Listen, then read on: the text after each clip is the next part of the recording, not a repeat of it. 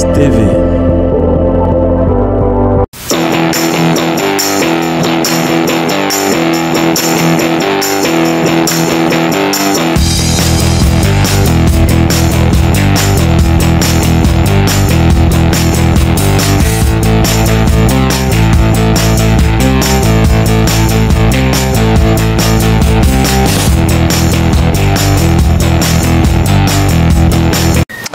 Bienvenue sur DFMS TV, n'est-ce pas? Vous faites bien de rester fidèle à nos programmes. C'est Échange avec, le programme Échange avec, qui est donc, n'est-ce pas, celui-là qui vous invite à écouter un invité avec qui on va échanger des sujets liés au football. Donc, on aura pour notre émission de ce samedi, Sam Vassouma Diabaté.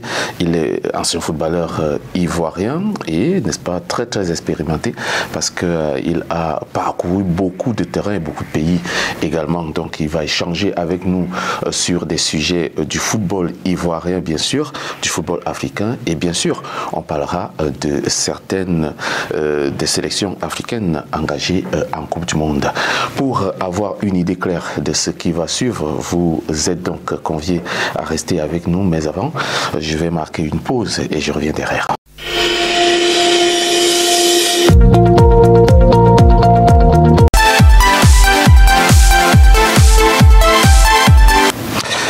Nous sommes donc sur DFMS TV et vous suivez Échange avec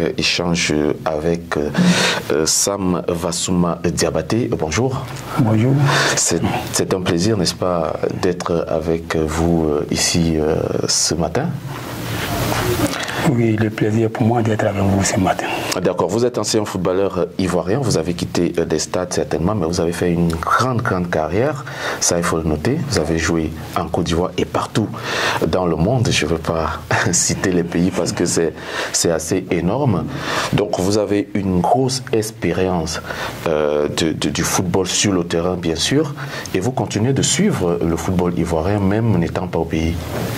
Oui, le football ivoirien présentement, il a su partout où je me retrouve, puisque c'est le métier qu'on a choisi aujourd'hui. Et comment ça fait, comment vous sentez étant déjà hors des terrains? Maintenant vous n'êtes plus acteur, vous observez, vous donnez votre opinion, vous encadrez aussi, il faut le dire, les jeunes. Comment ça fait d'être aujourd'hui derrière et regarder les autres faire, les orienter? Bon, aujourd'hui, quand on voit le football ivoirien, vraiment ça fait mal au cœur. Parce que à l'époque, quand on jouait, on a vu que vraiment les championnats étaient intéressants. Mais là où nous sommes présentement, le football ivoirien, on ne sait pas où nous allons. Tout est détruit au pays. Quand tu vois les jeunes joueurs aujourd'hui au pays en train de jouer les championnats, ils ne peuvent même pas vivre que du foot aujourd'hui. Ils sont obligés d'aller sur les stades et puis faire d'autres choses encore pour pouvoir vivre. Donc ça fait mal. Ça fait mal et le problème c'est dû à quoi? Pourquoi est-ce que les jeunes footballeurs en Côte d'Ivoire ne peuvent pas vivre du football aujourd'hui alors que on sait qu'il y a quand même des efforts qui sont faits par la CAF, la FIFA qui donne des subventions et puis l'État aussi qui aide un tout petit peu la fédération? Oui, c'est vrai. Aujourd'hui, le football ivoirien, aujourd'hui, ce qui fait mal, c'est que les subventions que la fédération, la CAF donne souvent à la fédération, ça n'arrive pas à destination pour moi. Puisque il y a des équipes aujourd'hui, il y a des dirigeants qui sont là, qui vivent que de la suspension de la fédération. Au lieu de payer les jeunes joueurs, ils vont s'enrichir. Les jeunes, aujourd'hui, tu es un ancien joueur qui ne peut plus jouer le championnat ivoirien. Puisque c'est des joueurs expérimentés, ils se disent que c'est des joueurs expérimentés, ils vont dépenser sur eux. Donc c'est mieux d'aller chercher des gens aujourd'hui, peut-être qu'ils vont leur donner peut-être 30 000 francs CFA, ou peut-être 40 000, pour pouvoir faire des affaires. Alors c'est une politique que les présidents de clubs mettent en place, c'est-à-dire mettre des jeunes joueurs qui, ma foi, peuvent, n'est-ce pas, supporter cette vie-là, que de faire avec des anciens joueurs qui seront plus exigeants. Oui, c'est ça le problème. Puisque et ça baisse aussi un peu le niveau. Oui, mais c'est pourquoi on dit le football ivoirien, quand tu regardes, en nos temps, la Côte d'Ivoire représentait au moins 4 clubs en compétition africaine. Tout à fait, oui. Il y avait 2 en Champions League, 2 en Champions League, 2 en Confédération. Moi, j'ai joué la Champions League, j'ai joué la Coupe Confédération. Avec l'Africa, on a joué la Coupe Champions League. Et avec ici à Oasis, j'ai joué la Coupe Confédération. Donc, aujourd'hui, c'est un club. Aujourd'hui, c'est un club en Ligue des Champions, un club en Coupe de la CAF. Ça veut dire que le ratio a baissé et les indices CAF, chaque fois que les représentants n'atteignent pas un certain niveau en compétition internationale, les indices baissent aussi et c'est comme ça qu'on vous retire les nombres de représentants. Oui, c'est tout à fait, c'est comme ça aujourd'hui sur le championnat ivoirien. Puisque les équipes même qui sont engagées au compétition africaine, on dit que ce soit la Ligue des Champions ou Confédération, on est dépassé, on n'arrive jamais au deuxième tour. C'est dur à quoi, puisque c'est des jeunes joueurs, il n'y a pas l'espérance. On va recruter les enfants, pour ne pas dépenser, on va recruter des jeunes joueurs. Tout à fait. Alors que pour jouer aujourd'hui, il faut au moins avoir des joueurs expérimentés. Pour jouer la Coupe d'Afrique aujourd'hui. Ouais, quand il y a les TP Mazembe, c'est des joueurs expérimentés qui sont là. Oui. Quand il y a des internationaux. Quand il y a à la Ligue d'Égypte, c'est des anciens. Tout à fait. C'est des joueurs expérimentés. Qui jouent la Coupe d'Afrique des Nations. Oui.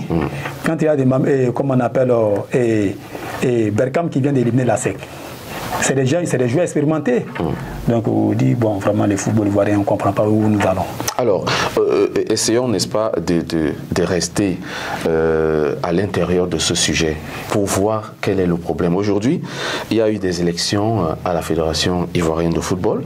Didier Drogba était candidat et tout le monde, n'est-ce pas, voyait en la candidature de Didier Drogba un espoir de celui qui viendra certainement changer les choses, relever un peu le football ivoirien. Mais par contre, c'est plutôt Yacine Idriss Diallo qui a bénéficié des votes. Est-ce que vous aviez été choqué par l'échec de Didier Drogba? Ah oui, puisque moi, personnellement, l'élection d'Idriss Diallo, avec, comme on appelle, M. Souri et Didier Drogba, mais pour moi, ça, c'est la sorcellerie. Ça, c'est la sorcellerie totale. Puisque quelqu'un qui vient, il dit, je vais changer le football ivoirien. Ça, je ne sais pas comment on peut appeler ça. Quelqu'un qui vient dire, je vais changer le football ivoirien. On sait que le football ivoirien, elle est malade, présentement. Il vient dire, je vais soigner le football ivoirien. La suspension n'arrive pas au club. Ils nous font croire, c'est des réseaux partout. C'est des antennes pour dire, oui, on donne 75 millions. Ça n'arrive pas. J'ai joué le championnat. C'est les dirigeants même qui se cassent la tête pour trouver des moyens, ou des cadres même de la ville, ou des sponsors qui venaient à l'aide de l'équipe. Un monsieur qui vient dire, bon, moi je vais vous donner un quart. Les 150 millions de subventions. Et les joueurs seront dans les bonnes conditions. Chaque club aura son stade complexe à elle-même, son stade d'entraînement, même un terrain de match. Aujourd'hui, le problème du football ivoirien, il y a assez de problèmes. Mais le monsieur qui vient dire, je vais changer le football ivoirien, si ce n'est pas la sorcellerie des dirigeants ivoiriens, est-ce qu'il faut refuser ce monsieur? Mais Yacine aussi, il a dit qu'il va changer le football ivoirien. Yacine, il a dirigé déjà la FIFA. Il a été vice-président de la fédération. Mais ce n'était pas le président. Non, quand on dit président, pas de vice-président. Il était sous les ordres du président. Oui, mais quand on parle de vice-président, on parle de président, on parle de vice-président. Un président, il ne fait pas quelque chose sans l'accord de son vice-président. C'est un comité qui est en place. Il était déjà aux affaires. Il était déjà là. Mais Yacine a quand même apporté certains sponsors, la Sonassi, voilà. Il y a aussi quand même, oui, certains sponsors, Orange aussi. Moi, j'ai cru entendre que c'est lui, pas que j'ai cru, j'ai lu dans son programme. C'est lui qui a fait venir ces sponsors-là au championnat ivoirien. Il a quand même aussi apporté quelques petites touches. Mais malgré ils ont amené tous ces sponsors au championnat ivoirien, ça aboutit à quoi? Rien. En termes de résultats? Rien. Idriss Diallo, pour moi, on dit l'homme qu'il faut pour le football ivoirien, c'est bien Didier Drogba. Pourquoi est-ce que vous choisissez, ou alors vous avez beaucoup plus de regard sur Didier Drogba? Est-ce que c'est parce que il est une légende du football mondial, il a joué au haut niveau, il a côtoyé des grands clubs, des grands présidents de clubs, il a beaucoup d'argent? Est-ce que c'est pour ça? Bon, c'est pas ça au juste. C'est pas ça vous faites, c'est pas ça le problème. Didier, c'est un monsieur, il peut tout apporter à la Côte d'Ivoire. Puisque même Didier, il est connu même que les présidents ivoiriens. Les présidents de la République, Didier, même il y a des pays où tu te retrouves, tu parles de Didier, on sait d'où tu viens. Didier, avec comme on appelle, ses partenaires. Didier pouvait mieux changer le football. Ses relations. Voilà, il a incarné d'adresse. Oui. C'est un monsieur qui est vraiment, il pouvait tout changer pour le football ivoirien. Mais avec ses dirigeants, je pense que le football ivoirien va encore plonger. Ça, c'est clair. Aujourd'hui, il y a l'ASEC d'Abidjan qui mène très très loin le championnat. L'ASEC d'Abidjan a 51 points et le Sporting Club gagne à 39 points. Il y a un écart, un très grand écart, dont l'ASEC est bien parti pour être champion en Côte d'Ivoire cette année. Est-ce que cette année, on peut quand même voir un représentant, en fait, à l'ASEC d'Abidjan, si jamais il parvient à être champion, aller très loin, peut-être jouer la finale de la Ligue des Champions, comme on va voir dans quelques jours Al-Ali contre l'Ouidat? Oui, l'ASEC, aujourd'hui, l'ASEC en Côte d'Ivoire, c'est l'un des meilleurs clubs en Côte d'Ivoire. L'ASEC, déjà, on ne parle plus de club, c'est une entreprise aujourd'hui, l'ASEC. Ils ont des problèmes complexes à eux. Quand il y a l'ASEC qui domine le championnat ivoirien aujourd'hui, ils ont préparé ça, c'est pas aujourd'hui. C'est ce que Didier voulait amener en Côte d'Ivoire. Oui, justement, je vais emboîter le pas à ce que tu dis. Certainement, Didier voulait un équilibre pour que ce ne soit pas un seul club qui soit au devant de la scène. Oui. Quand il y a de Wodi, après la scène qui vient en deuxième position, c'est le Sporting Club de Gagnoa. Parce que les sportifs jouent sur sa base. Ah, ils ont aussi leurs propres installations. Ils ont leurs propres installations. Ils sont installés à Gagnoa. C'est pourquoi ils ont toute la force de jouer comme ils veulent. Nous, à l'époque, quand on jouait, on a dit, bon, ici, Awadi va jouer à Gagnoa. C'est contre les sports. Ici, on va jouer contre Dengue, les Saoudinais. Ici, on va jouer contre les Réveils Club d'Alois, c'est à Dalois. Ici, on va jouer contre Bassam, c'est à Bassam. Contre Sabé Sport de Bouna, c'est à Bouna. Chaque club a sa base. Oui, mais présentement, quand on dit ici, Awadi joue contre Bassam, c'est au Champrou. Ici, Awadi joue peut-être contre les Réveils Club d'Alois, c'est au Champrou. Ici, Awadi joue contre les Soka, c'est au Champrou. Alors, à l'époque, on partait jusqu'à Korogo. Quand on dit ici à Soka, ou bien Réveil Soka, ou bien Sabé Soka, c'est à Korogo. C'est pas Abidjan seulement, c'est limite comment on appelle les championnats ivoiriens. Alors, vous avez joué à Africa Sport? J'ai joué à l'Africa. Africa Sport d'Abidjan, ça veut dire que vous avez vécu le choc. Africa Sport à ASEC d'Abidjan, ça a toujours été, n'est-ce pas, le derby de tous les temps.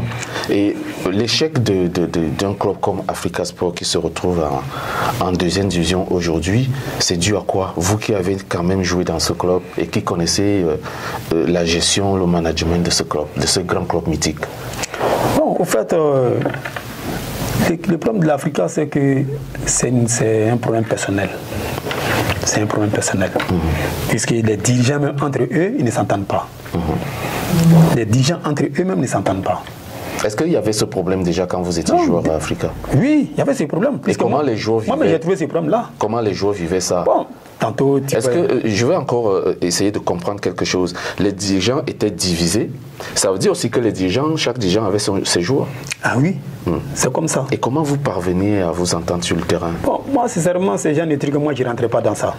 C'est lui qui m'a amené, et c'est lui qui est mon président. Parce que pour signer dans un club, c'est un responsable qui t'amène. C'est le président qui te fait appel. Voilà, j'ai été en Tunisie. Après mon parcours, quand j'ai eu des problèmes, je suis venu au championnat tunisien encore. Ils m'ont fait appel en tant qu'ils étaient engagés à la Champions League. Oui. Et c'est comme ça que je suis revenu. Quand nous sommes arrivés, il y avait deux clans. Il y a le clan, comme on appelle, Cheikhoune, et il y a le clan Vagba. Il y a des gens, ils empêchaient d'autres joueurs de jouer. Mais moi, je ne rentre pas dans ce genre de trucs. Et ça faussait les résultats du club. L'état d'esprit était complètement... L'état d'esprit, c'était pas ça. Tu vois que chacun est dans son chacun. Ils font semblant de s'aimer alors que c'est pas ça. Bon, Audi, c'est qui était le problème de l'Africa. Et le problème, c'était quoi exactement? Est-ce que ces dirigeants discutaient l'argent? C'était un problème d'argent ou c'était un problème de... c'est moi qui suis le président, vous devez écouter ce que j'ai dit? C'est ça aussi. C'est une histoire d'orgueil. Puisqu'il y a un président qui était là, lui... Il pensait qu'à lui seul. Quand c'est comme ça, tu travailles avec des gens, tu as trouvé des gens là. C'est que nous, on sait depuis après le départ de Sensou, et après Doré qui est venu relever un peu l'Africa, mais après le départ de Doré Lassina, je pense que l'Africa n'a plus jamais retrouvé C'est son vrai niveau. Son vrai niveau. Oui, après Doré, il n'y a pas eu d'autres présidents. Ça veut dire qu'à votre époque, il y avait déjà cette crise-là et on voyait le club s'enfoncer tout doucement. Personne n'a pu venir changer les choses. Ah oui, quand on voit une équipe comme l'Africa Audi qui joue la 2e division, vraiment, ça fait mal. Une équipe que tu as vraiment porté au cœur, ça fait mal. Justement, parce que quand on parlait d'Africa Sport d'Abidjan en Afrique, toute l'Afrique connaît cette équipe. C'est une équipe qui a fait, n'est-ce pas, trembler. C'était les tout-puissants Mazembe de l'époque, c'était le Al-Ali de l'époque. Et tout le monde a été surpris de voir, n'est-ce pas, la chute libre de cette équipe d'Africa. Et j'ai la chance de vous avoir, vous qui avez joué dans cette équipe d'Africa Sport. Quand vous entrez à Africa Sport à l'époque, il y a eu toute une histoire. Est-ce que le passage de ces hommes qui ont fait cette équipe en termes de joueurs comme en termes de dirigeants ne vous affectait pas un tout petit peu en disant on est dans une équipe qui a écrit l'histoire du football ivoirien et du football africain, il faut absolument que nous aussi on laisse notre marque. Est-ce qu'il n'y avait pas cet orgueil de joueurs pour sortir des querelles des dirigeants? Si, il y avait, puisqu'on a trouvé aussi des anciens aussi dans l'équipe, des dirigeants comme des joueurs. Puisqu'il y avait des cadres dans l'équipe qui étaient là. Donc ils nous remontaient à chaque fois le moral. Et c'est des gens qui ne voulaient pas voir l'Africa sombrer dans ces genres de situations. Donc à tout moment, elle va remonter l'équipe et puis encourager aussi les groupes. Comme l'Africain est toujours l'Africain, c'est ce qui a fait qu'au dit l'Africa, jusqu'à là, l'Africa s'est pas retrouvée encore. À l'époque, quand même, il y avait des joueurs d'Africa qui jouaient à l'équipe nationale. Mais oui. Et d'ASEC aussi. Oui. Aujourd'hui, on ne voit pas des locaux en sélection nationale. Et ça, je ne vais pas revenir, en fait, poser une question sur laquelle tu as déjà répondu. Mais je me permets quand même d'ajouter un petit ingrédient. C'est dû au niveau faible du championnat ivoirien aujourd'hui. Ou alors c'est juste que les entraîneurs ont plus les yeux sur les joueurs qui jouent en Europe aujourd'hui. Non, en fait, le championnat ivoirien aujourd'hui, comme je vous ai dit tout à l'heure, ça veut dire que le niveau n'est pas ça. Le niveau n'est pas ça. Tu vois aujourd'hui, tu peux voir un adversaire en face, oui, il est bon, il est vraiment, c'est un bon joueur. Mais quand tu regardes physiquement, il n'effraie même pas l'adversaire. Il ne fait pas peur à l'adversaire. Et là, le meilleur buteur du championnat ivoirien, pratiquement, qui est à la SEC, qui est même en équipe nationale. Hein? Un joueur, c'est un bon joueur. Il ne dit pas que ce n'est pas un bon joueur, c'est un bon joueur. Mais quand tu le regardes, tu peux l'amener où il peut effrayer une équipe. Konaté Karim, c'est le meilleur buteur actuel. Parce que je suis le championnat ivoirien. Donc quand tu vois l'attaquant, le buteur de la SEC Audi, Konaté Karim, c'est un très bon joueur. Je pense qu'il est en équipe nationale à Audi. Mais un joueur comme ça, là, tu peux compter sur lui pour changer un match. Quand il parle pas des joueurs, on parlait de peut-être, il ne va pas loin, les Kone Aruna, les Diedrouba, les Aruna Dendane, les Keita Kader. C'est des gens qui pouvaient changer le jeu à tout moment. Mais avec cette équipe, je pense que ça ne peut pas. Avec des jeunes joueurs comme ça, ils pensent que ça ne peut pas avancer. Alors le football ivoirien est en crise. Il y a eu un passage de la normalisation pour essayer de refaire les textes à la fédération et d'arranger un certain nombre de choses. Il y a eu l'élection présidentielle après. Didier Drogba n'a pas pu briguer le mandat. C'était une grosse déception pour beaucoup de fans du football ivoirien. Mais quand même, les présidents de clubs, eux, ils sont rassurés, ils sont sereins. Ils se disent qu'avec Idriss Diallo, ça va bouger. Est-ce que vous pensez que les présidents de clubs ne font que travailler pour leurs intérêts, mais pas pour l'intérêt du football ivoirien? Et justement, c'est ce qui est notre préoccupation aujourd'hui. Puisque les dirigeants ivoiriens aujourd'hui ne font que penser à leurs propres intérêts. Leurs propres intérêts, ça veut dire qu'aujourd'hui, c'est quoi? On te dit, moi je viens. Il dit, je vais changer quelque chose. Toi, tu ne l'as pas fait. Moi, j'ai déjà travaillé. Il dit, j'ai fait ça. Alors, ce que j'ai dit, je vais faire là. J'ai déjà fait, je n'ai pas fait ça. C'est maintenant parce que toi, tu es arrivé. Vous dites, vous pouvez changer. Moi, je viens. Il dit, je vais faire ça. Alors que j'ai déjà travaillé avec eux. Oui. Mais quand je pense aux dirigeants ivoiriens, ils ne font que penser à leur propre intérêt. Sinon, pour moi, ils ne pouvaient même pas suivre Sori ni Idriss Diallo. Puis c'est des gens qui ont déjà travaillé à la fédération. C'était mieux de suivre Didier avec c'est pas une histoire de c'est pas une histoire de comment on peut dire ça et dire oui c'est j'aime Didier ou bien c'est quoi non c'est parce que je voyais que c'est l'homme qui pouvait apporter plus. C'est parce que c'est l'homme qui veut plus apporter au football ivoirien. Aujourd'hui les dirigeants ivoiriens, si Didier est là, ça va pas les arranger. Pourquoi ça va pas les arranger? Ça va pas les arranger, plus que nous tous on sait ce qui se passe là-bas. On sait ce qui se passe. On ne sait pas. Non, on sait ce qui se passe puisque le football ivoirien c'est la mafia. Voilà, c'est un réseau où il faut prendre et puis tu vas manger. Alors que avec l'arrivée de Didier, je pense que ça allait mettre beaucoup de choses au clair. Quand vous jouiez à l'époque, il y avait quand même des revenus? Oui, parce qu'en ce moment, il y avait l'engagement, il y avait la concurrence entre les clubs ivoiriens. Et il y avait des joueurs aussi. Il y avait des joueurs. Voilà, donc il y avait des vrais joueurs. Et chacun voulait avoir une équipe solide. Quand on te dit, peut-être ici, joue contre les CW ou bien les CW jouent contre CO Baflé, à 13h déjà, le stade était plein. Puisqu'on cherchait à voir des joueurs parce qu'on entendait parler d'autres joueurs. On va aller au terrain pour voir ces joueurs-là jouer. Mais aujourd'hui, tu vas aller au terrain, tu cherches à voir quel joueur pour en train de jouer. Il n'y en a pas.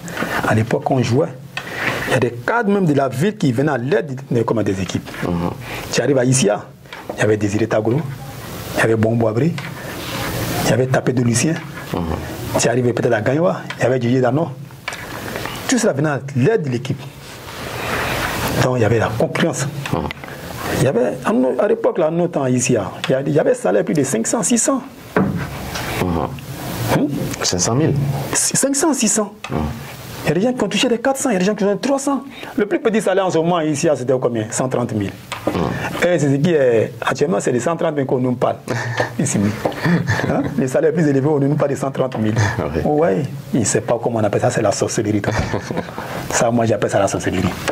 Nous sommes avec Sam Vassouma Diabaté. Il est donc un acteur du football. Donc c'est quelqu'un qui a joué au football et il a été perturbé par les blessures. Il faut le noter parce que les blessures ont, n'est-ce pas, freiné sa carrière. Il était sur une très très belle lancée. Il a joué dans beaucoup de pays dans le monde. Je ne vais pas les citer ici. Il a beaucoup joué en Côte d'Ivoire, donc il maîtrise très bien le football ivoirien. Il est donc là avec nous pour échanger avec et on va apprendre beaucoup de lui. Avant de continuer, je vous invite à marquer une pause publicitaire et je reviens derrière avec notre invité.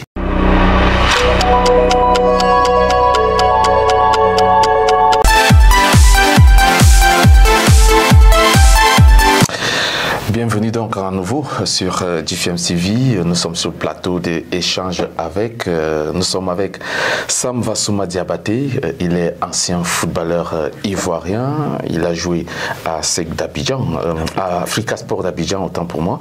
Et dans beaucoup d'autres clubs, il a fait la Tunisie et beaucoup d'autres pays. Donc c'est quelqu'un qui est très expérimenté, qui connaît exactement ce qu'il dit. Alors nous, on va continuer notre échange. Sam Vassouma Diabaté, on va parler un peu du football africain en général parce que la Côte d'Ivoire, c'est un pays, n'est-ce pas, qui a écrit les belles pages du football africain. On se souvient des générations de Didier Drogba, Cyril Domoro, Emmanuel Eboué. Vraiment, je ne peux pas citer tous parce que c'est des joueurs qui nous ont fait rêver. Et la Côte d'Ivoire aujourd'hui fait partie des grandes nations du football africain au vu des joueurs qui sont sortis dans ce pays-là et les talents qui existent même encore. Mais on a parlé déjà de l'échec ou encore des problèmes internes du football ivoirien. Parlons un peu de la situation du football africain. Vous qui êtes africain, où est-ce que vous situez aujourd'hui le football africain? Bon, le football africain aujourd'hui, je pense que aujourd'hui, quand on pense qu'à l'époque, il y avait des joueurs comme Samuel Eto'o, comme Didier Drogba, comme Emmanuel Adebayor, mais comment on appelle, Obi Michael. C'est des gens qui ont marqué quand même les Didier Okocha. Les Didier Okocha. On laissait vraiment les noms des Africains presque partout dans le monde. Ça fait que, pour poursuivre sur ce que tu dis, quand on voulait lire le Ballon d'Or, on avait les mots de tête. On avait les mal. Parce que tu ne savais même pas qui choisir. Mais pratiquement, quand il y a le football africain, il n'y a pas de vedette. On dit peut-être après Yaya Touré, tout récemment, je pense qu'aujourd'hui, on parle de qui? Sadio Mané. Mohamed Salah. Mahrez. C'est tout. Dans le football africain, présentement, c'est pas ça. En général, c'est pas trop ça comme avant, comme à l'époque. Et c'est dû à quoi? Parce qu'on constate quand même qu'il y a un redressement. Au lieu d'avancer, on recule. C'est quoi le véritable problème? Puisque aujourd'hui, nous-mêmes, on refuse de travailler avec nos frères entraîneurs qui sont en Afrique. On préfère prendre des Blancs pour venir en Afrique pour travailler avec nous. Il faut développer tout ce qui est sur toi d'abord. Donc, on a des talentueux chez nous qui peuvent développer, qui peuvent montrer encore d'autres talentueux encore dans le continent africain. Aujourd'hui, tu vois, moi, quand je regarde des championnats africains ou bien quand je regarde des Africains dans des championnats différents, je ne vois pas Sadio Mané. Je ne vois pas. Peut-être aujourd'hui, il y a des jeunes, comment on appelle, jeunes Ivoiriens, comment on appelle Franck Kessié. Franck Kessié. Qu'on est en train de voir qui revient en force. Mais on n'a pas ça, le football africain vraiment. C'est plus comme avant. Il faut dire qu'après, n'est-ce pas, la génération de Samuel Didier Drogba, Emmanuel Adebayor, où on avait des véritables représentants dans des clubs, il y a quand même Sadio Mané qui essaye de maintenir un peu la donne. Mais intérieurement dans le continent, est-ce que tu penses que les efforts sont faits, c'est-à-dire dans les organisations des championnats, dans même l'organisation de la Coupe d'Afrique des Nations, parce qu'on vient de vivre une Coupe d'Afrique des Nations récemment. Comment tu as trouvé cet événement? Est-ce que tu as quand même pu retenir quelques noms des joueurs qui ont pris part à cette Coupe d'Afrique des Nations? Oui. Aujourd'hui, quand il regarde la CAN tout récemment, avec les équipes africaines, donc franchement, l'équipe du Sénégal, il y a vu Sadio Mané. Peut-être qu'il n'a pas fait, pour moi, ça n'a pas été ça en CAN. Il n'a pas trop donné. Mais quand tu regardes peut-être dans l'équipe ivoirienne, je vais parler peut-être de Franck Kessié qu'on attendait beaucoup de lui. Mais j'ai vu la grande surprise pour moi, c'est le petit Sangaré que j'ai vu. Vraiment qui m'a beaucoup impressionné. Le Burkinabé? Non, Sangaré, comme on appelle Sangaré Ibrahim de la Côte d'Ivoire. De la Côte d'Ivoire, oui. Et puis, comme on appelle un certain Kouyaté. Oui. Et comme on appelle du Sénégal. Du Sénégal, oui. Franchement, qui joue en Angleterre. Oui. Donc pour moi, il y a quand même pas mal de bons joueurs aujourd'hui en CAN que j'ai vu. Et maintenant, on pense quand même qu'il faut travailler, il faut encore beaucoup de travail. Le football africain en a besoin. Parlons un peu de l'équipe nationale de la Côte d'Ivoire, puisqu'on y est. L'échec de l'équipe nationale de Côte d'Ivoire qui ne participera pas à la prochaine Coupe du Monde et qui a été éliminée très très rapidement, parce qu'on attendait la Côte d'Ivoire au moins dans le dernier carré de la CAN. Comment est-ce que vous avez vécu ces deux moments difficiles des éléphants de Côte d'Ivoire? En fait, une nation de la Côte d'Ivoire au le mondial, là, je pense que c'est nous-mêmes on a voulu ça. Puisque c'est le même point qui suit l'équipe nationale. Le même point qu'à la fédération, ça suit même l'équipe nationale. Tu vois, vous voyez qu'en équipe nationale, je pense que moi, à mon avis, quand on appelle quelqu'un pour défendre la nation, pour porter le maillot du pays, c'est quelqu'un qui peut mieux représenter son pays en ce moment qu'on appelle. Est-ce qu'il y a un manque d'engagement, un manque de patriotisme de la part des joueurs ivoiriens? Non, il n'y a pas de manque d'engagement. C'est quoi le problème? Alors que c'est des joueurs talentueux, vous avez Serge Aurier, Allaire, Nicolas Pépé, c'est quand même, Franck Kessié, c'est quand même des joueurs qui, pour moi, ont un niveau, le niveau de faire, n'est-ce pas, de tenir tête aux autres sélections, Sénégal, Égypte, Cameroun.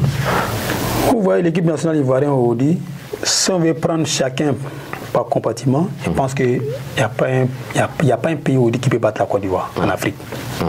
Sur le papier. Non, normalement, la Côte d'Ivoire, on a presque tous les joueurs qu'il faut. Mais c'est une histoire de choix. Quelqu'un qui vient, moi je vous amène, travailler, c'est moi-même qui dirige. En ce moment, vous êtes là pourquoi? Vous êtes là juste pour vous présenter. Non, moi, c'est moi je vous ai amené pour travailler, vous avez toute la responsabilité. Tout ce qui se passe, c'est vous qui devez assumer tout. Mais on dit, quand tu vois dans l'équipe nationale ivoirienne, un gars comme, comment on appelle, Aurier Serge. Mais écoute, Audi, c'est quelqu'un qui n'est pas en forme. Il faut reconnaître qu'il n'est pas en forme. J'ai joué. Un joueur qui n'est pas en forme, celui qui est en forme pour le moment, mettez celui qui est en forme pour jouer. Mettez celui qui est là. Est-ce que l'entraîneur Baumel manquait de charisme? Il manquait vraiment de charisme. Parce que pour moi, il ne méritait pas le poste qu'il occupait Audi en sélection. Franchement, je ne vois pas pourquoi ils l'ont emmené. Il ne sait pas pourquoi il était là. Parce que Baumel, moi, je ne peux pas comprendre qu'un gars comme Aurier, seulement il n'avait pas de club, il était en baisse de forme, et que ça dit que c'est lui-même qui est là, qui est comme titulaire. Il y a des gens qui pouvaient mieux jouer. Vous voyez, si vous voyez bien, Aurier, c'est quel match en Cannes qu'il a joué et que tu as vu que Aurier a son niveau. Aurier n'était pas seul. On attendait aussi quand même à l'air remplacer dignement Didier Drogba, puisqu'en Ligue des Champions, il marque à tous les matchs. Il est parmi les meilleurs buteurs européens, mais en sélection, c'est pas trop ça. Oui, vous voyez, en sélection, il ne pouvait pas se retrouver. Puisque, de toute façon, il était utilisé. Il ne pouvait pas se retrouver. En club, il y a des gens pour travailler sur les deux côtés pour qu'il puisse marquer. Pour le nourrir. Mais là, en équipe nationale, il est obligé lui-même de venir chercher des ballons pour partir. On n'a même pas un fond de jeu. Qui va les faire jouer? On prend un gars comme Franck Kessie, un milieu défensif, on l'utilise comme un milieu offensif. Mais qu'est-ce qu'il va apporter? C'est ça le vrai problème. Non. Donc c'est un problème, je résume que c'est un problème de choix. C'est un problème de choix. Et il faut un véritable entraîneur. À la tête des éléphants pour regrouper ces joueurs-là et faire jouer, vous avez parlé d'une identité de jeu, donc mettre en place une identité de jeu qui peut permettre à ces joueurs-là de s'exprimer. D'accord. Et il y a encore, n'est-ce pas, cette Coupe du Monde, parce que c'est un véritable échec pour la Côte d'Ivoire. Manquer une Coupe du Monde aujourd'hui pour les éléphants, c'est un tsunami. Franchement, ces problèmes, ça nous a choqués tous parce qu'on ne peut pas comprendre qu'aujourd'hui, en Afrique, il peut y avoir des grands rendez-vous comme ça et la Côte d'Ivoire n'est pas participer. Vraiment, ça fait un peu, ça choque. C'est choquant, quoi. Parce que il y a le match qu'on perd contre le Maroc. On a perdu des points chez nous avant d'arriver contre le Cameroun. Mais là, tu vas faire quoi? Puisque l'équipe nationale est mal dirigée par ses dirigeants. Ils ont gâté le championnat, ils sont en train de détruire encore l'équipe nationale. Non, on ne pouvait pas. Ça fait mal, mais on fait comment? C'est pas faux autrement. Aujourd'hui, il y a un nouveau entraîneur qui a été nommé. Je vais me rappeler de son nom tout à l'heure, parce que la nouvelle est tombée, je pense, hier. Ce n'était pas la personne qu'on souhaitait à la tête des Ivoiriens, parce que j'ai vu beaucoup de contestations. C'est tellement clair, c'est ce que je vous ai dit tout à l'heure. Le problème de la Côte d'Ivoire, sur le côté footballistique, je ne sais pas si c'est la sorcellerie ou bien c'est quoi. Parce que je ne peux pas comprendre qu'on a un monsieur comme Kolo Touré, on a un monsieur comme Alain Guamene, comme Dao Lassina, comme Charles Haïdara. Il y a des gens chez nous qui peuvent mieux entraîner l'équipe nationale ivoirienne. Mais on est fait qu'aller chercher des gens quelque part d'autre. Même Zawi François qui était là avant, il pouvait même conduire l'équipe nationale ivoirienne. Il pouvait même être à la tête de la sélection. Donc on préfère aller chercher quelqu'un de dehors. Kolo mérite aussi, même si c'est moi, Kolo il a réagi comme un responsable, il a réagi comme un homme. Est-ce que le nom de Jean-Louis Gasset vous dit quelque chose? Non, moi sincèrement, son nom ne m'intéresse même pas, puisque il ne sait pas de quoi vous parlez. Mais c'est lui le nouvel entraîneur de la Côte d'Ivoire. C'est mieux de ne même pas aller sur les éléphants jouer. C'est même pas de ne pas sur les éléphants jouer. Parce que moi, aujourd'hui, on allait appeler Kolo pour diriger l'équipe nationale. Parce qu'aujourd'hui où nous sommes, c'est d'un des entraîneurs qui a exactement, il faut noter que Touré qui peut entraîner partout au monde. Tout à fait, oui. Et en plus de ça, il a le sang ivoirien. C'est un fils du pays. Prenez l'exemple sur le Sénégal. Ils ont fait Cissé. Ça fait combien d'années que c'est la tête de l'équipe nationale sénégalaise? 7 ans. 7 ans. Mais nous, je pense que si tu calcules bien, si j'ai une bonne mémoire, quand il revient en arrière, 10 ans au dit, peut-être la Côte d'Ivoire, si on n'a pas eu peut-être 50 ans, peut-être que c'est plus que ça. Parce qu'à chaque fois, on sait nos chaînes d'entraîneurs. À chaque fois, c'est nos chaînes d'entraîneurs. Mais est-ce que ne pas prendre l'équipe nationale, confier à un monsieur comme Kolo Touré, pendant 10 ans, lui donner du temps. Lui donner du temps. Ce monsieur, qu'est-ce qu'il va apporter à la Côte d'Ivoire? Audi. On parle de Kolo, n'a qu'à venir, va être adjoint. Mais si c'est moi, il a fait un bon choix. Si c'est moi, je ne peux pas être adjoint, puisque celui qui vient, moi, mon diplôme est plus que pour lui. Tout à fait. Je vais être son adjoint. Et il est adjoint à Leicester, l'un des grands clubs anglais aujourd'hui. Je pense qu'il est encore mieux qu'il reste en Angleterre que de venir s'asseoir comme adjoint, sous les ordres de quelqu'un d'autre. Il a 68 ans, hein, Jean-Louis Gasset. Est-ce qu'il va vraiment pouvoir gérer le vestiaire ivoirien? On sait que c'est souvent chaud au vestiaire avec ces joueurs charismatiques, talentueux et n'est-ce pas, qui ont souvent des humeurs, ça il faut le dire. Je pense que un monsieur de 68 ans qui n'est pas très connu dans le milieu des entraîneurs. Bon, je n'ai pas dit qu'il ne mérite pas mais quand on parle des éléphants, le niveau des éléphants est quand même, c'est un autre niveau. Il faut chercher quelqu'un d'une autre ossature. Alors on part de Baumel. Et maintenant on tombe sur Jean-Louis Gasset. C'est un peu presque les mêmes. Pour moi, c'est ce que je vous ai dit tout à l'heure. Que c'est la sorcellerie. C'est la sorcellerie. C'était mieux de laisser Baumel gérer l'équipe nationale que d'aller chercher ce monsieur encore. Parce que pour moi, tu n'as rien fait. On n'a rien fait. On enlève quelqu'un et on enlève un blanc, on amène un blanc. Baumel est parti, l'autre est arrivé. C'est à peu près c'est Baumel, c'est même Baumel là qui est là encore. Pour moi, ça serait mieux de chercher un Africain, même un Ivoirien qui peut mieux gérer, parce qu'il connaît mieux le football africain et le football ivoirien. Il connaît bien les vestiaires africains.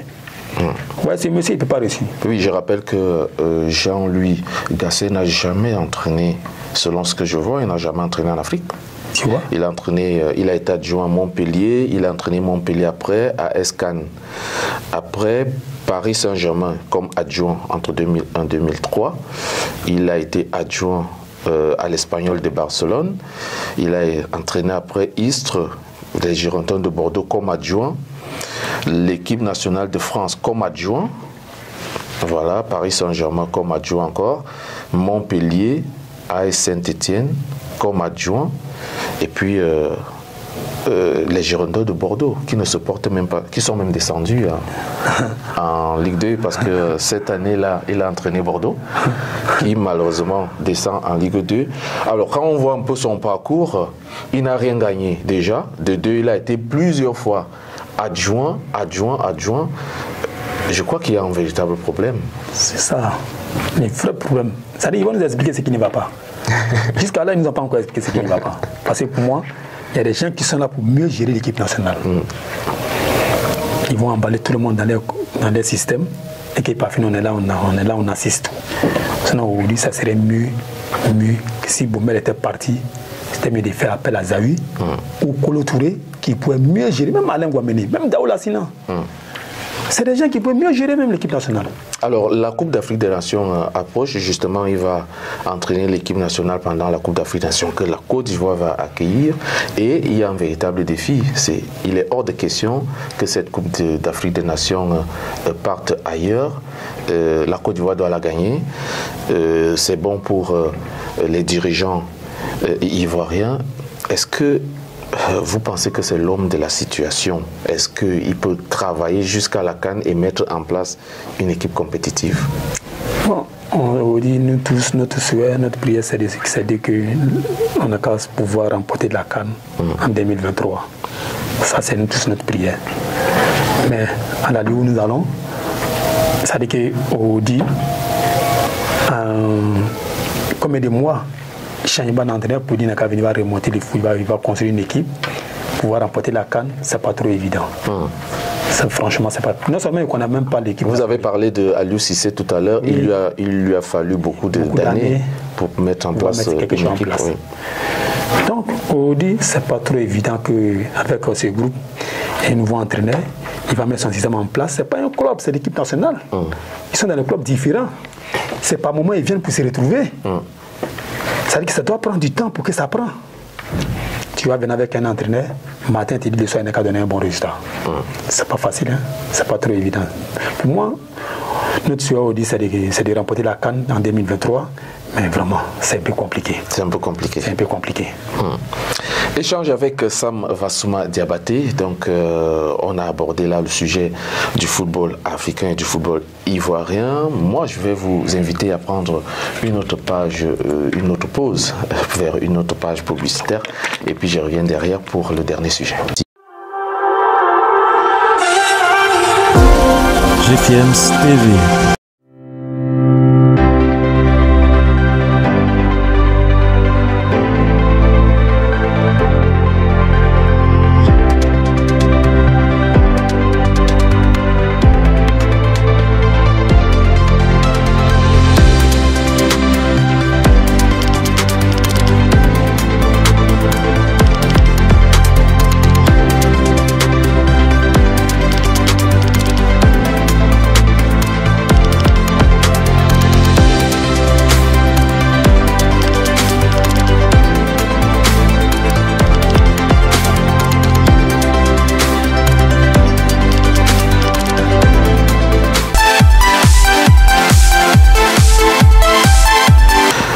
Sur ce plateau, sur GFIEMS TV, nous sommes sur Échange avec, nous sommes avec Sam Vassouma Diabaté. On continue notre marche ou encore nos échanges si vous voulez. Et là, on va parler des footballeurs africains en Europe.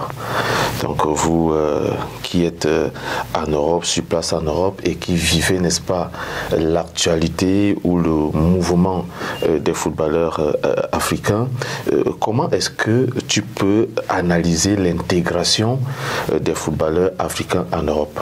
Comment tu peux analyser cela? Il y a souvent un changement de climat, il y a souvent un changement de culture, il y a également le fait de quitter sa famille pour venir, n'est-ce pas, vivre un rêve. Comment est-ce que ça se passe dans l'état d'esprit? Bon, ça c'est un sujet qui est un peu autre, parce que souvent quand nos jeunes frères arrivent, souvent c'est l'Europe, c'est qu'ils sont un peu stressés par le climat et aussi peut-être l'environnement aussi. Puisque c'est des... Quand ils viennent souvent sur l'Europe, souvent le climat fait que tu ne te retrouves pas facilement. Et il faut avoir des gens peut-être autour de toi pour t'accompagner dans les idées. Ils pensent que quand c'est comme ça, c'est mieux. Et d'autres aussi sont stressés au niveau de la famille aussi. Parce que l'aventure, c'est pas facile.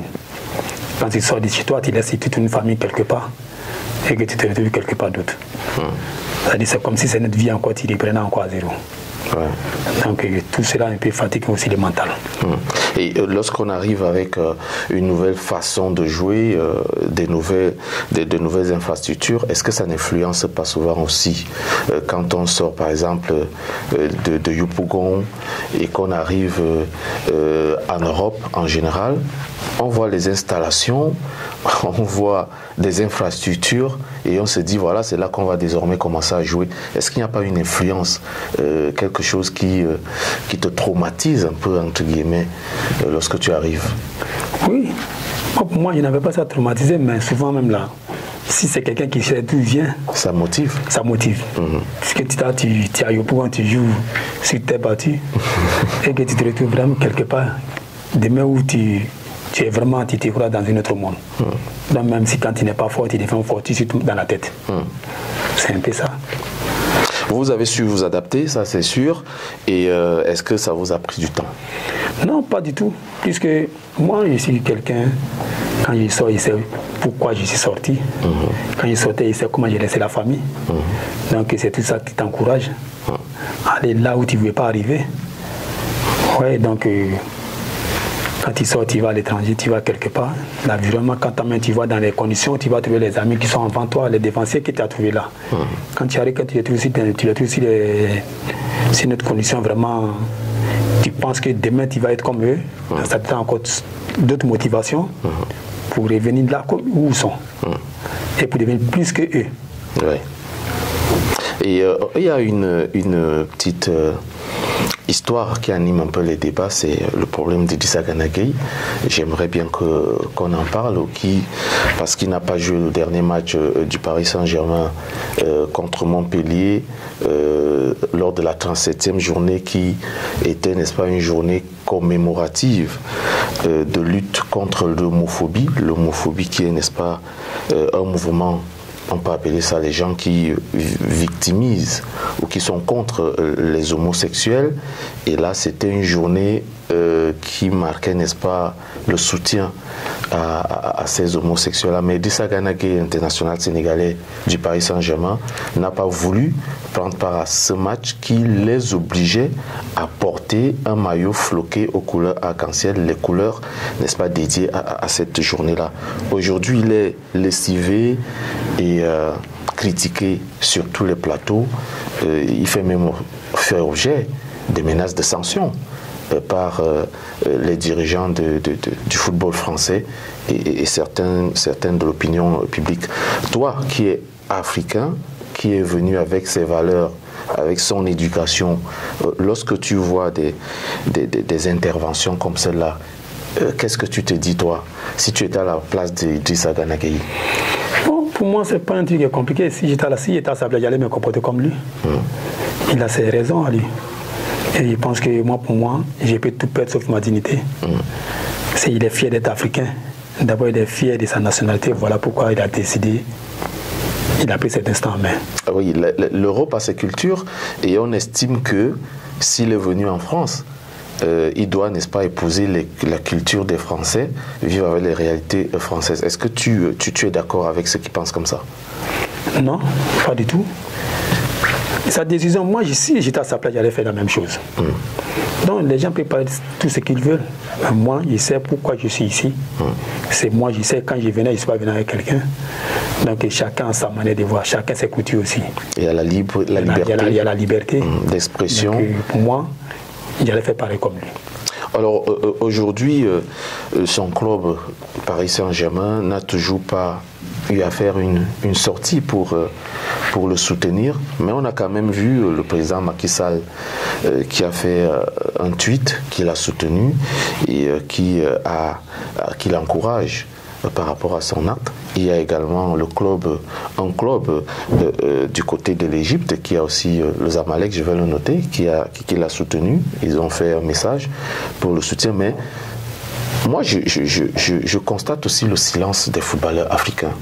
Jusqu'ici, ça fait presque une semaine que cela dure. Je n'ai pas vu de sortie des footballeurs africains pour soutenir leurs frères. Est-ce que tu comprends ce manque de solidarité des Africains lorsque un de leurs frères est dans une situation compliquée?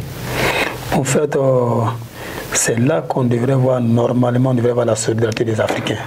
Puisqu'on a un frère qui a un souci, on devrait tous se mobiliser et les soutenir. Je suis fier des Sénégalais, je suis fier du président Macky Sall qui est intervenu. C'est normal. Même il y a les ministres, c'est passé les ministres des Sports sénégalais qui est intervenu aussi. Donc c'est tout à fait normal. Nous, les Africains, on devrait sortir, se mobiliser pour soutenir notre frère. Parce que là, ça peut arriver à tout le monde. Oui, c'est gay. Demain, ça peut être moi ou ça peut être quelqu'un d'autre. Donc, c'est tout à fait normal. C'est tout à fait normal.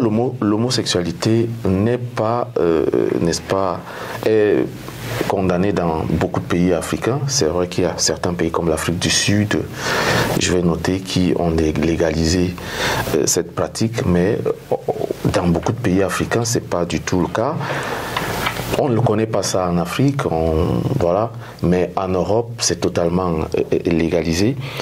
Il y a d'autres internationaux français, sénégalais, qui ont fait des messages de soutien, comme Cheikh Kouyaté, qui joue en Angleterre, et qui a directement été menacé par son entraîneur parce que Patrick Vieira a dit en conférence de presse qu'il allait parler avec lui. Et il y a aussi un autre Sénégalais qui a fait un tweet et on l'a exigé, on l'a menacé, il a été obligé de supprimer son tweet. Pourquoi est-ce que il y a ces menaces, c'est-à-dire un chantage, une forme de chantage lorsque tu soutiens Idrissa Gana Gueye en tant que joueur? on va directement te menacer et des sanctions et peut-être aller jusqu'à te bannir du club. Est-ce que tu comprends ces réactions de ces puissances-là, cette domination européenne sur la mentalité africaine, l'honneur africain? Oui, c'est les Européens, tous les Européens ont été toujours comme ça. Les Européens ont été toujours comme ça, puisqu'ils ne voient rien, ils n'ont pas de respect pour les Africains. Puisqu'ils ne font que penser à eux-mêmes leurs propres intérêts. Aujourd'hui, un Africain, si l'Europe, tu n'es pas libre de faire ce que tu veux. Tu n'es pas libre de faire ce que tu veux, puisque même dans ton club, même, il y a des situations, quand tu te retrouves dedans, tu penses que tu serais soutenu par tes propres coéquipiers, alors que c'est eux-mêmes qui vont t'enfoncer. Donc, quand je vois aujourd'hui les Européens se comporter avec les Africains comme ça, je pense que ça fait mal, mais tu vas faire comment? Tu peux rien faire. Ça me donne un peu l'envie de rebondir sur un sujet, comment dire, le développement de l'Afrique ou du football africain. Oui. On est obligé de sortir parce que on estime que eux, ils ont les meilleures infrastructures, ils mettent les joueurs dans les meilleures conditions, et derrière tout ça, il y a une forme de chantage. C'est-à-dire, tu es obligé de faire comme eux, sinon on te bannit et tu es obligé de rentrer en Afrique. Parce que la réaction des joueurs comme... J'oublie un peu le nom, mais ça reviendra tout à l'heure. Il y a eu 2 joueurs qui ont fait des tweets, 2 internationaux sénégalais. Et je rappelle qu'il y a un club anglais dont le président d'honneur est homosexuel. C'est l'ancien musicien Elton John qui est homosexuel, et c'est un joueur sénégalais de ce club-là, le nom va me revenir, qui a marqué son soutien à Ghana, et directement il a été sommé à supprimer son tweet. C'est une forme de chantage qui veut nous faire entendre que bon voilà, si tu continues, on te renvoie dans ton pays. Oui, c'est tout à fait comme ça, parce que souvent, tu peux rester en pleine forme, puis ceux-là, s'ils ont des soucis avec, ils vont te casser le mental. Parce que si tu es cassé mentalement, tu es touché, tu te retrouves quelque part où tu ne penses pas te retrouver. Donc pour moi, ça serait mieux de trouver au moins des ambassadeurs comme Samuel Eto'o, comme Didier Drogba, Adebayor, pour pouvoir défendre les Africains qui sont sur l'Europe. Oui, et après, je pense aussi à quelque chose d'un peu compliqué. Il faut tout faire pour éviter que les joueurs africains sortent. C'est-à-dire qu'il faut développer le football africain, parce que là, on va jouer, on pourra jouer en Afrique, on pourra gagner de l'argent en Afrique, on pourra être dans des meilleures conditions en Afrique, et on ne va pas vivre le racisme ou encore des obligations de suivre certains mouvements. Oui, tout à fait d'accord avec vous, mais vous voyez les championnats égyptiens. Quand il y a les Égyptiens ne sortent pas comme ça du championnat. Ils ne sortent même pas. Ils ne sortent même pas. Je crois que ils ont à l'équipe nationale, ils ont peut-être 3 ou 4 joueurs qui jouent à l'extérieur. Qui jouent à l'extérieur. Donc on dit, quand tu vis les championnats égyptiens, tu penses que tu n'as vu même pas des gens qui sont en Europe. Tu n'as vu même pas les gens qui sont en Europe. Puisque les championnats égyptiens, c'est au haut niveau. Ah oui. Tu joues championnat égyptien, tu as un salaire de 2 millions, mais 3 millions à la rigueur, mais écoute, tu allais faire quoi en Europe? Quand tu vois Aboutrika qui joue à la Ligue d'Égypte, il avait un salaire comme Keita Kader qui était à Lyon. Il n'a jamais eu un salaire. Il est resté en Égypte, il n'a pas eu toute sa carrière en Égypte. Mais est-ce qu'il y a des gens qui jouent les championnats français? Il était mieux payé que d'autres. Il y a plein comme ça qui jouent dans le championnat égyptien. Il y en a des pays comme ça en Afrique. Quand tu vois l'Afrique du Sud, tu peux mieux jouer le championnat sud-africain. Mieux, même le championnat angolais. Mais il y a des clubs aujourd'hui en Afrique qui payent mieux que d'autres clubs en Europe. Donc si on pouvait, c'est un peu mettre cette politique en place pour développer au moins le football africain, pour ne pas que les Africains souffrent encore du chantage européen. Oui, je pense que ça reste encore mieux. Parlons un peu du Ballon d'Or africain. En fait, Ballon d'Or, France Football, je voulais dire. Sadio Mané, Karim Benzema, c'est les 2 qui sont en jeu, mais Sadio Mané qui est africain, toute l'Afrique a besoin de voir Sadio Mané remporter ce Ballon d'Or, mais Karim Benzema, avec des stats qui sortent un peu de l'ordinaire, il a porté à lui tout seul le Real de Madrid. Pensez-vous que Sadio Mané pourra, n'est-ce pas, sortir vainqueur de ce ballon d'or? En tout cas, sincèrement, pour moi, présentement, c'est vrai, ici un Africain comme Sadio Mané, mais si c'est ballon d'or, présentement, il pense que Karim Benzema, il est bien. Tu es dans la logique? Non, normalement, c'est la logique. Et si moi, je te dis que Sadio Mané le mérite? Non, moi, personnellement, je pense que Karim Benzema, présentement, il mérite. Pourquoi est-ce que Karim Benzema le mérite? Présentement, c'est le joueur le plus en forme. Sur tous les plans, on dit là. Sadio a gagné la CAN, Sadio a gagné la FA Cup, Sadio a gagné la Coupe en Angleterre et il est en train d'aller chercher le championnat. Oui, je suis d'accord avec vous, mais la finale de la Ligue des Champions qui vient, ils vont se croiser. C'est ça qui c'est en fonction de ça qu'ils vont juger tout à l'heure. Sinon, pour moi, je pense que Benzema, il est bien parti pour le ballon d'or. C'est ça. Mais il y a quand même aussi un problème, c'est que le ballon d'or, parfois, on a l'impression que les joueurs africains sont isolés parce que chaque année, les joueurs africains qui sont au top, on a eu Didier Drogba, on a eu Samuel Eto'o qui étaient au top de leur forme, mais qui n'ont jamais bénéficié de ce ballon d'or. Au moins cette génération-là, il y avait un joueur africain qui méritait un ballon d'or. Oui, il y avait des... À l'époque, là, au moins Samuel Eto'o, Samuel ou Didier Drogba pouvaient avoir ces ballons d'or. Mais à ce temps aussi, il y avait des joueurs africains, il y avait des joueurs aussi sur le plan mondial aussi. Hein. Il y avait des grands joueurs. Ronaldo, Cristiano, Messi, tout cela. Vraiment, c'est pas trop évident. Ça, non.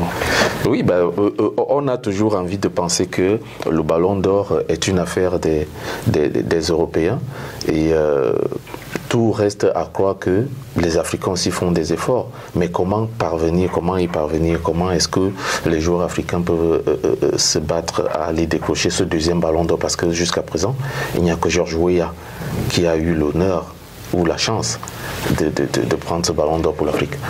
Franchement, si après, quand Georges Weah a eu ses ballons d'or, après le départ de Georges, on pensait qu'à l'époque, Didier pouvait avoir ou bien Samuel Eto'o pouvait avoir. Mais si cela n'a pas, je ne pense pas encore qu'il y a un Africain qui va avoir ses ballons d'or. Ce n'est pas trop évident. Puisqu'il n'y voit plus. Et les Africains qui votent aussi ne votent pas souvent, parfois, pour des joueurs africains. Et même votent même pas pour les propres frères. Ils vont voter pour les Blancs. Mais voilà, toi, tu vas voter non, Benzema. C'est vrai, Benzema, passé présentement, c'est des joueurs, sincèrement, il mérite présentement ce ballon d'or. D'accord. On retient que Benzema mérite le ballon d'or. Voilà, donc un dernier mot, Sam Vassouma Diabaté, un dernier mot pour vos jeunes frères qui veulent suivre votre exemple. Je rappelle que vous avez eu beaucoup de problèmes de santé, surtout des blessures, qui ont freiné votre carrière, mais vous avez fait une carrière digne, avec vos valeurs, avec vos qualités. Qu'est-ce que vous pouvez donner comme conseil à vos jeunes frères qui sont en Côte d'Ivoire ou partout en Afrique? Non, je dis ce que moi je peux apporter comme conseil à mes jeunes frères, c'est que c'est du courage d'abord. Et le courage avant tout. Tout ce que tu décides dans la vie, il faut prendre ça au sérieux. Il faut te prendre au sérieux, comme ça, je pense que ça peut avancer. Aujourd'hui, quand tu apprends quelque chose, il faut laisser beaucoup de choses. Il faut faire beaucoup de sacrifices. Les sacrifices, là, c'est pas en tuant mouton ou bien bœuf ou bien poulet. Mais c'est l'effort que tu fais. L'effort que tu fournis, c'est ce qu'on appelle sacrifice. Donc, moi, aujourd'hui, j'encourage mes jeunes frères d'avoir du courage, de travailler plus, d'aller là où nous, on n'a pas eu la chance de partir. C'est ce que moi, je peux apporter comme conseil à mes jeunes frères. Ainsi donc s'achève Échange avec.